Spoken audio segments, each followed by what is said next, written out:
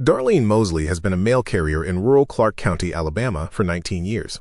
She drives the same route every weekday, knows every mailbox, every driveway, every dog that's going to chase her van on Thornton Road. 3 years ago, she pulled up to a box at the end of a long dirt drive, a box she'd been delivering to her whole career, and noticed the name on it. The name on the box was hers. Her full name, her middle name, spelled correctly, on a mailbox at an address she'd never lived at, on a road she'd driven 5,000 times, that she'd been putting other people's mail into for nearly 2 decades. She called me 6 months after it happened. She said, "I want to tell you this before I lose my nerve. This is the story. They were just going about their day. 3 ordinary Americans who saw something they were never supposed to see. Hey, welcome back to Red State Horror. I want to talk tonight about ordinary days. Most horror stories start with someone doing something they shouldn't be doing, going somewhere they were warned about, opening a door they were told to leave it closed. There's a logic to it. You made a choice. You went looking. What happened next is, in some way, connected to that decision. But the 3 people in tonight's stories weren't doing any of that. They weren't curious. They weren't brave. They weren't testing anything, chasing anything, or going anywhere new. They were doing what they do every single day. The same route. The same job. The same road they've driven 1,000 times. And something found them anyway. That's the part of these stories I haven't been able to shake since I heard them. Not what they saw, though what they saw is genuinely hard to explain. It's the ordinariness of the moment it happened. The way it interrupted a Tuesday afternoon. The way it slipped itself between the 3rd and 4th delivery of the day. Between mile marker 11 and mile marker 12. Between the morning route and the afternoon return. Like it had been there all along, waiting for the right ordinary moment to show itself. 3 people. 3 ordinary days that stopped being ordinary. Let me tell you about them. Story 1. The Mail Carrier on Thornton Road. Clark County, Alabama, Tuesday, March 2022. Darlene Mosley is 52 years old. She lives in Jackson, Alabama. She has driven rural Route 7 out of the Jackson post office for 19 years, which means she has driven approximately 4,800 days of the same 61-mile loop through Clark County, 5 days a week, rain and shine, and the occasional Thursday when the roads wash out and she has to backtrack through Whatley. She knows that route the way you know your own face. Without looking. Without thinking. The Hendersons have 2 dogs, and one of them will chase the van, but he's old, and he never catches it. The Thibodeau farm has had a broken mailbox door since Hurricane Sally, and she has to hold it closed or the mail blows out. At mile marker 14, there's a dip in the road that'll take your front right tire if you're going too fast. She knows all of it. Box number 114B is at the end of a long dirt driveway off County Road 34. It's been there her entire career. Old metal box, faded green, the kind you'd see on any rural route in the South. The mail she puts in it is addressed to someone named Gerald Haas. She's never met him. She's never seen a car in that driveway. She's never questioned any of it. Rural deliveries are full of names you never put a face to. On a Tuesday in March 2022, she pulled up to box 114B the same way she's pulled up to it 10,000 times. And she looked at the name on the side. She told me she doesn't know what made her look. She never looks at the box name. She knows them all. She looks at the address on the mail, she opens the box, she puts it in, and she drives. That's the job. She's done it for 19 years without pausing. But that Tuesday, she looked at the side of the box, and the name on it was Darlene Jean Mosley. Her name. Her full name. Her middle name, which is not on any public record she's aware of, is not on her route documentation, nor anywhere a stranger would have access to it. On a box she had been delivering mail to, mail addressed to Gerald Haas for 19 years. "I sat in that van for I don't know how long," she told me. "I just sat there. Because the thing I can't explain, and I've tried, Lord knows I've tried, is that it wasn't new. The lettering wasn't new. It was weathered. Same amount of weathering as the rest of the box. Like it had been there for years. Like it had always been there. Like I'd been driving past my own name on that box for 19 years and never once looked at the right moment to see it. She photographed it. She has the photograph. She showed it to her supervisor the next morning. Her supervisor drove out there that afternoon. Called Darlene from the site. She said, "I'm here at 114B. There's no name on this box." Darlene said, "What?" She said, "It's just a green box. No name. Nothing on it." "I have the photograph on my phone," Darlene said. "I know." Her supervisor said, "I don't know what to tell you." Darlene still drives that route. She told me she hasn't looked at the side of that box since. Not because she's afraid of what she'll see, Because she's afraid of what she won't. If it's gone, that means it was real for one day and then wasn't, she said. And I don't know which is worse. A thing that appears and disappears, or a thing that's been there your whole career and you just never looked at the right moment to notice it. She thought about it for a second. I think about it every time I pull up to that box, she said. Every single time. And I keep my eyes on the mail. I'm going to pause here for just a second. If you've been listening to this channel for a while, you already know this is what we do here. We find the stories that happen to regular people on regular days, and we give them the space they deserve. Nobody else is telling Darlene's story. Nobody else drove out to Clark County and sat with her while she worked up the nerve to say it out loud. That's this channel. That's what your subscription makes possible. Hit the subscribe button right now and turn on the bell. I'm here every single Thursday. The second story tonight is from the Mississippi Delta. A school bus driver named Hector who saw something in his mirror for 6 weeks before he understood what it was doing. Stay with me. Story 2. What Hector saw in the mirror, Sunflower County, Mississippi, fall 2018. Hector Reyes has driven school bus Route 14 out of Drew, Mississippi since 2011. The Delta in fall, flat cotton fields going brown, the sky huge and gray by October, the roads arrow straight in every direction. He picks up 31 kids in the morning, starting at 6:47 a.m., and drops them off in the afternoon, starting at 3:15 p.m. He knows their names, their stops, which ones fall asleep before the 3rd mile, and which ones never shut up the entire route. He is methodical, calm, and very hard to rattle. He told me this up front, and I believed him because of how he told it. Like a man who has spent 12 years in a job where calmness is a professional requirement, and who has learned to apply it to everything. In September 2018, he started noticing something in his left side mirror. The left mirror on a school bus shows you the road behind and to the left, the shoulder, the ditch, a wide slice of whatever is following you. Hector checks it every 30 seconds, the way you do when you've been driving the same vehicle for 7 years. He doesn't think about it. It's just part of the rhythm. On a Wednesday morning in late September, he checked the mirror at the spot on Route 14 where the cotton field on the left side ends and the tree line starts. Willow and cottonwood, grown right up to the road shoulder. Something was at the tree line. Keeping pace with the bus, he pulled his eyes back to the road.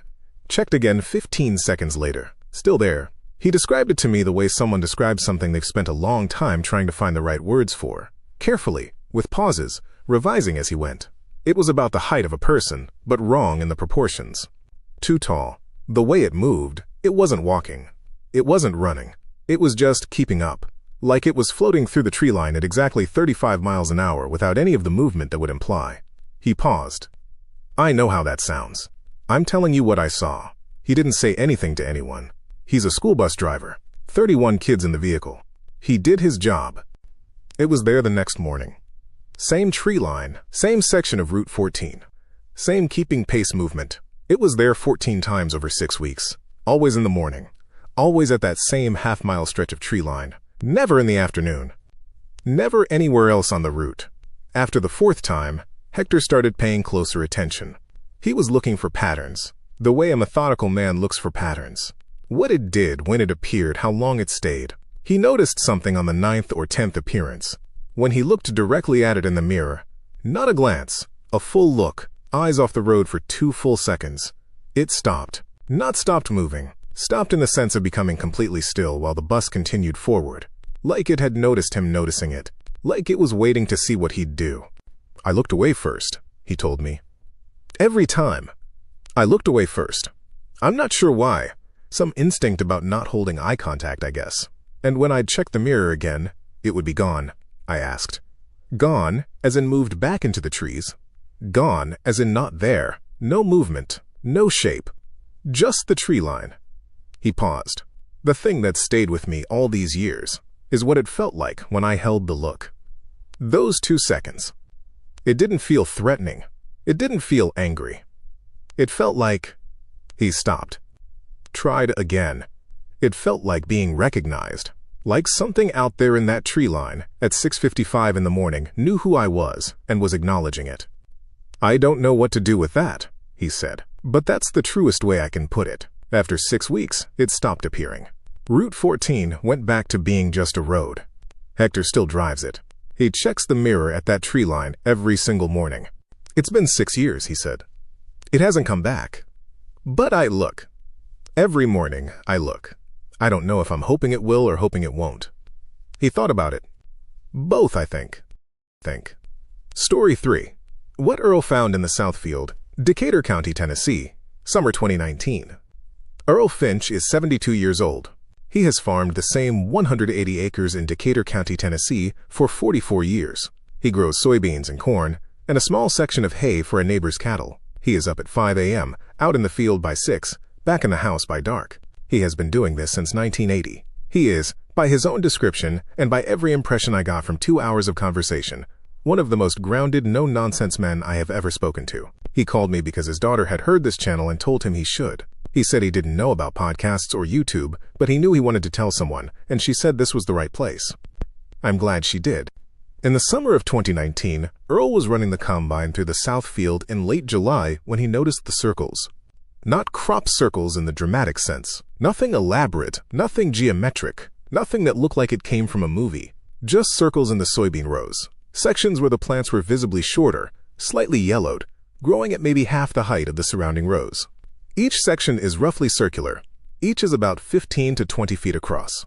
Earl had seen isolated growth anomalies before. Soil variations, moisture pockets, and the occasional spot where something in the ground affects the yield. That's farming. He noted the sections and kept going. He came back with the drone his grandson had set up for him the previous spring. He used it to map the field from above and document where he needed to follow up on the soil. When he pulled up the footage at home that evening, he counted the circles from above. 31. 31 distinct circles in the South Field, spread across roughly 60 acres, in a distribution that his son-in-law, an engineer, looked at the next day and told him was not random. He said the spacing between them was too consistent to be natural variation, Earl told me. He pulled out a ruler and measured the gaps on the screen. He said, "Dad, these aren't random, these are placed." Earl said, "Placed by what?" He didn't have an answer for that. Neither did I. Earl had the soil tested in 4 of the 31 circles. The results came back normal. Same composition as the surrounding soil. No contamination, no chemical anomaly, no explanation for the growth differential. He called the county extension office. They sent someone out. The extension agent walked 3 of the circles, took her own samples, and told Earl she'd follow up. She sent a letter 2 weeks later saying the samples showed normal soil composition and that the growth variation was likely attributable to natural moisture distribution patterns. Earl read me the letter over the phone. Then he said, "I've been farming this field for 44 years. I know every wet spot and dry spot in it. Those 31 circles have never been there before. And they're not in the wet spots. They're not anywhere that would make sense for moisture distribution." She was polite, and she was wrong. The circles were visible all through the growing season. He harvested around them. You can't do much else with a combine when 31 sections of your field are growing wrong. His yield in the South Field was down about 8% that year. The following spring, he planted the South Field again. He watched. The circles came back. Same locations, same size, same growth differential. He drone mapped it again. 31 circles, same distribution, same spacing. Third year, same thing, he said. I stopped calling anybody. There's nobody to call who's going to tell me something useful. I just farm around him. I asked, does it bother him? Bother me? He seemed to consider the word. No, I won't say it bothers me. I've lived on this land for 44 years. Something was in this ground before I was. Something is in it now. That's just farming. He paused. What I will say is this. I don't walk through those circles. First year, I did, once. Just walked through the middle of one of them to see what it felt like. I asked, what did it feel like? He was quiet for a long moment. Like I was somewhere I hadn't been invited, he said. So I left, and I haven't gone back in since. He paused one more time. The field doesn't ask much of me. I try to return the favor. 3 people. 3 ordinary Tuesdays and Wednesdays and July mornings that stopped being ordinary. Darlene still drives Route 7. She keeps her eyes on the mail at box 114B. Hector still drives Route 14. Every morning he checks the mirror at the tree line. Earl still farms the South Field. He plants around the circles every spring. He doesn't walk through them. None of them went looking for anything. None of them made a choice that could explain what happened. They were just doing what they do every day the way they've always done it, the way they'll keep doing it tomorrow. And something found them anyway. That's the thing I keep turning over. The part 1 can't quite set down. Because if it can find a mail carrier on her 19-year route, and a bus driver at 6:55 in the morning, and a 72-year-old farmer in his own South Field, it's not looking for people who go looking. It's looking for people who are just living their lives, which is all of us, every single day. If something found you on an ordinary day, something you've never known how to explain, never told the right person, never found the right words for, this is the right place, leave it in the comments. I read everything. I follow up on everything I can verify. This is Red State Horror. I'm Ryland Sawyer Hayes. These are the stories nobody else is telling. I'll be back Thursday.